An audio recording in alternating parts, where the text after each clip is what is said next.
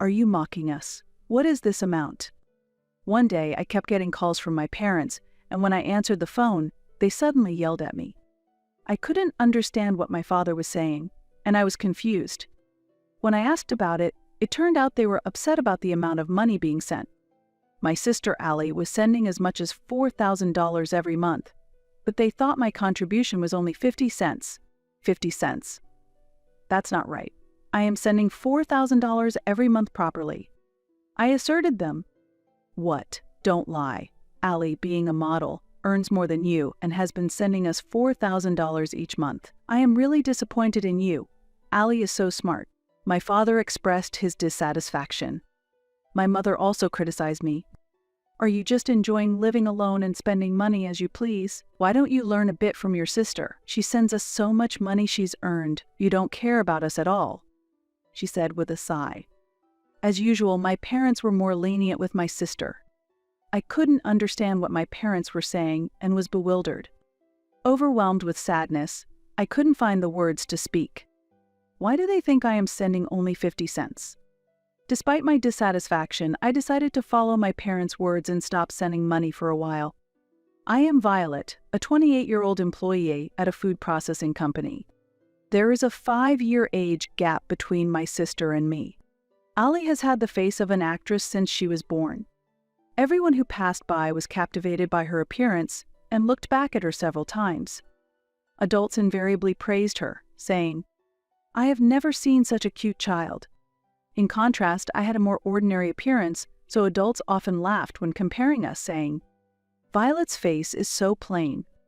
My parents believed that Allie would definitely succeed as an actress or model in the future and adored her incredibly.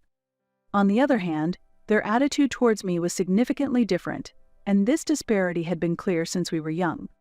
When I was in elementary school, I wore old clothes given to us by neighbors, while Allie's clothes were always new and reflected the latest trends. Furthermore, I had never taken any lessons, but Allie would start taking them as soon as she expressed interest in anything. Spoiled from such treatment, Allie became more and more overbearing. "I don't have to lend my things to you, Violet, but it's okay for me to use your things," she said, and took away my cherished stationery one by one. Even when I complained, my parents always defended her, saying, "Allie is still a child, forgive her."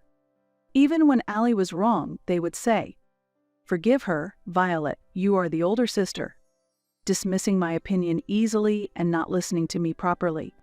I was fed up with Allie's cunning ways. Yet, our parents never scolded Allie. I sometimes felt depressed by my parents' blatant favoritism towards my sister, but I resigned myself to accept it. When I was in the upper grades of elementary school, Allie said she wanted her own room.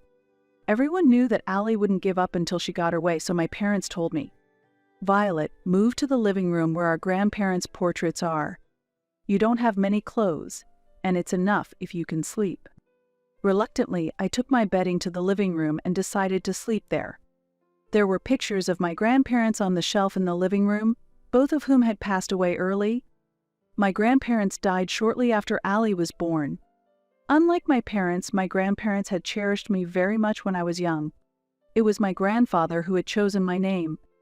The origin of the name Violet is because I was born during the spring violet season and my grandfather loved violets very much. When I was young, I often sat on my grandfather's lap. The reason was that it was very comfortable and I felt enveloped in warmth. I remember grandfather saying, "Violet, no matter how hard things are, you can always overcome them. After that, happiness will come again, just like violets blooming."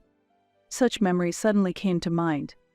Even afterwards, my parents' treatment of me differed significantly from that of my sister Allie, and I never felt comfortable at home.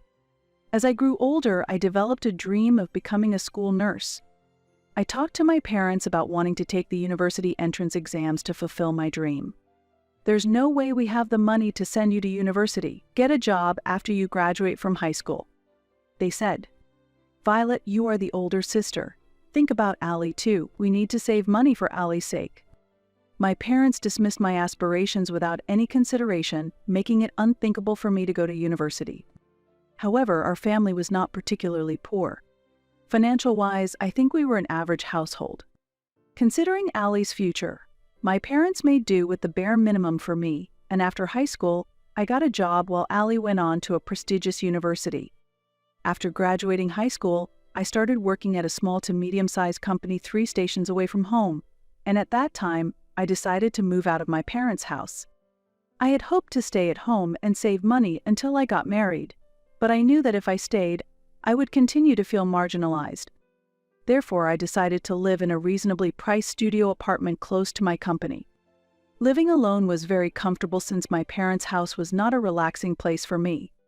Meanwhile, Allie, carrying all my parents' hopes, continued to live at home after graduating from university and worked as a model. She was scouted by a talent agency while shopping with friends. My parents were thrilled that Allie had joined a talent agency, and bragging about it became a part of their daily routine. One day, Allie called me, talking about expressing her gratitude to our parents. All that we sisters have achieved is thanks to Dad and Mom. From now on, let's repay them for all they've done for raising us, Allie said cheerfully, energetically. It seems that Allie, who used to only care about herself, has really grown up. I've been thinking about what we can do for Mom and Dad. After all, money might be the most helpful. How about giving them about $4,000 a month? $4,000? Isn't that a lot? I was taken aback by the amount suggested. Modeling must really pay well. I think Mom and Dad would be surprised if they got that much money from us. I want to surprise them soon, so let's start this month. Although I was a bit skeptical, I had heard that our parents were in debt because of us. They said they were struggling with the debt, so I decided to accept Allie's suggestion. However, I was barely making ends meet myself. To send $4,000, I would have to dip into my savings. My salary was about $3,000. Even if I lived on $1,000, I would still be $2,000 short. Therefore, I decided to work as a security guard at a construction site on weekends. The pay was decent, but the work at the site was very physically demanding. In summer, I had to endure the severe heat, and in winter, the bitter cold. I thought about quitting many times. However, the people I worked with unexpectedly treated me kindly, often buying me drinks and food because they thought I was doing well. And to save on food expenses, I tried to limit eating out as much as possible and kept unnecessary spending down. But $4,000 was still far off. How could I earn more money? All right, let's get a certification. After much thought, I devoted myself to studying for a certification, sparing no time for sleep. Days of being chased by work and studies hurried by. At that time, I received a call from my parents. Busy as I was, I couldn't answer right away, and they left several missed calls. Sorry I couldn't pick up the phone sooner. Did something happen?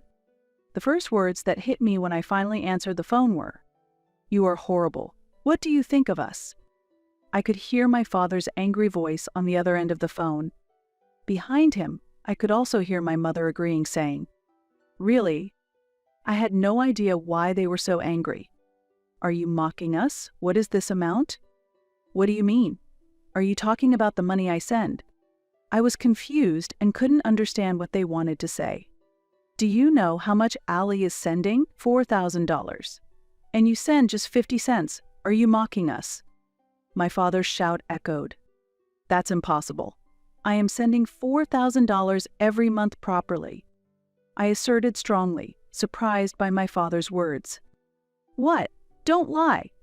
Allie earns more than you from her modeling work, so she's the one sending us $4,000 every month. I'm really disappointed in you. Allie is so smart." My father expressed his dissatisfaction. My mother also criticized me. "Are you just enjoying living alone and spending money as you please? Why don't you learn a bit from your sister? She sends us so much money she's earned. You don't care about us at all," she said with a sigh. What's going on? I couldn't understand what my parents were saying and was just confused. Overwhelmed with sadness, I couldn't say anything more. Previously, Allie had suggested, "Since it's from both of us, let's keep it a secret and use the name Rainbow when we send the money." At that time, I didn't know that Allie's stage name was Rain, and it turned out that the name used for sending 50 cents was under my name, Violet. My parents believed that Allie was the one depositing $4,000, and before I could explain, they yelled, "We don't need such a mocking amount of 50 cents from you," and hung up the phone. I felt very bitter towards Allie for setting me up. That day, I couldn't sleep at all and felt complex emotions. I was wondering whether I should continue sending money in this situation.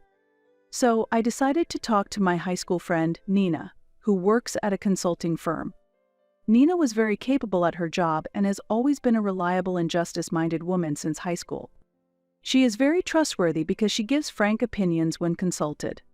Fortunately, her workplace was nearby, and we were able to talk over lunch during our break. I was surprised when you said you needed to talk all of a sudden. What happened? She said, staring at my face. I want to talk about something concerning my family. I began to tell her about the recent events. After listening to my story while nodding, Nina asked me, "Are your parents really struggling with money? Aren't they still in their 50s? She was also astonished by the amount of $4,000. It seems they have debts.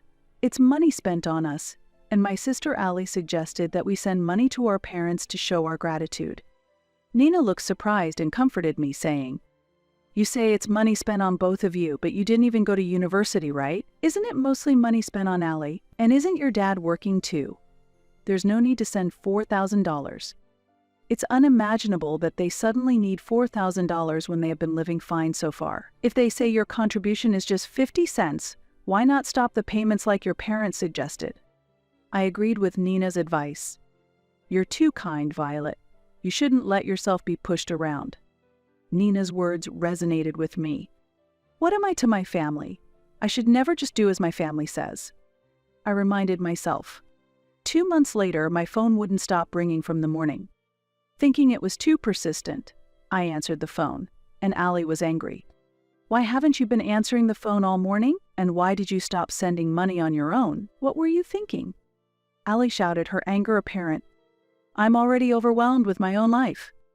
I was told that our parents were struggling because suddenly there was no $4,000 coming in. But I knew that the $4,000 was turning into Allie's pride and our parents' wasteful spending. Actually, Nina and a friend of Allie's were acquaintances, and I had heard this from Nina. Nina has a wide network and had been asking around for my sake. I always suspected there was something off. I also heard that Allie spends quite a bit on clothes and cosmetics," Nina told me. Hearing this from Nina, anger welled up inside me. Even though I was cutting back on my expenses and working part-time, it seems Allie had been telling her friends. My big sister is my source of funds, so I rely on her money. Lately, I've been struggling because I don't have money from my sister. I might have to cut back on facials and cosmetics for a while. Then, I found out that my mother was buying luxury brands and my father was not going to work but gambling instead. It felt ridiculous to support my parents' and sister's wasteful lives with my money. Do you think I don't know? Dad is working, so my money isn't needed, right? I declared. A week passed, I've heard everything. Next, my parents came to me. The $4,000 payments had stopped, and it seems Allie had told them the truth when they called her. I can't afford such money. She had apparently revealed the truth through tears. Allie had been telling our parents that she was earning a high income as a model, but in reality, she was not making any money at all and was a burden to the agency. Allie only worked as a model occasionally. Though cute, she had no talent in singing or dancing, and nothing particularly outstanding, which made it difficult for her to succeed in the entertainment industry. Her jobs were low-paying, such as modeling for inexpensive online shopping catalogs. This came to be known by our parents, who were furious. We've been strict with Allie, you don't worry, and continue sending money as before. Of course, there was no apology for accusing me of lying. We've prepared for 2 months, so please deposit it when you can. You are reliable, after all. My parents brazenly demanded the 2 months of payments I had stopped. Their greed knew no boundaries. I heard from Allie that there was some debt. Is that true? I asked something I had been wondering about for a while. Debt? There's no way. We covered the tuition with your grandparents' inheritance, my father coldly stated. Allie's claims about our parents having debt and needing money were false. We just need a bit more for shopping since your father's salary isn't enough, my mother, said Namai Noland. It was clear that my parents had enough money for their lifestyle, and they didn't need mine. Father's income should be enough. Besides, why doesn't Allie get a full-time job somewhere? When I firmly said this, my father retorted, Is that how you talk to your own parents? I didn't raise a daughter to act like this. My mother followed, we don't need a daughter like you. My parents looked displeased. If you're going to be like that, we'll just use the savings your grandfather left for you. You're no longer part of this family. Shockingly, my parents said they would use the money my grandfather had left for me. Do as you like. But from now on, don't contact me again. I thought about how I didn't want to be treated conveniently by my parents and Allie anymore. When the two of them left, tears spilled out. What was my existence to my family? Then 2 months passed, and suddenly the doorbell rang. There were my parents and Allie at the door. I thought I would never see them again, but I reluctantly opened the door. I was puzzled by the poor appearance of my parents and Allie, and they too were surprised by my appearance. What's with that look? With puzzled faces, my parents and Allie asked me, since I had become prettier and was wearing more expensive items than before. I had diligently studied and obtained a small business consultant certification. Thanks to the certification, my salary improved at the new job Nina had introduced me to. I'm leading a fulfilling day-to-day life as a team leader. The company is a bit far, so I'm planning to move to an apartment nearby. I explained calmly. Before you indulge in such luxuries, give us some money, they demanded. Are you planning to abandon your struggling family? Just lend us some money, they pleaded. The three of them were saying whatever they wanted recklessly. Disgusted with my parents and Allie, who started demanding money as soon as they knew my income had increased, I said, with Dad's and Allie's income, you can live a luxurious life.